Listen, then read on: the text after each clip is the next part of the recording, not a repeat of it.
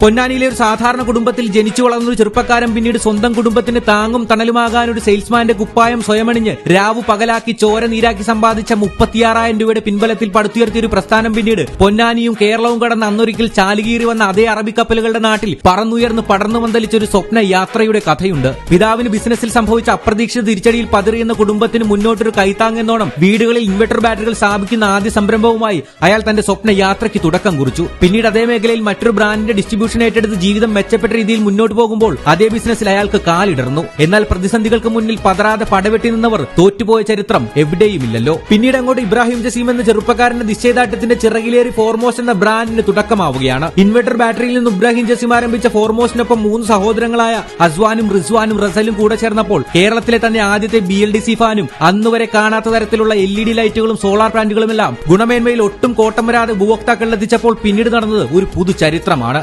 അതേ ഫോർമോസ്റ്റ് ഇന്ന് കേരളവും ഇന്ത്യയും കടന്ന് UAE തന്നെ ലീഡിംഗ് ബ്രാൻഡായി മാറുമ്പോൾ പണിയെടുത്തവർക്ക് കിട്ടിയ പ്രതിഫലമെന്നല്ലാതെ മറ്റെന്തു പറയാൻ.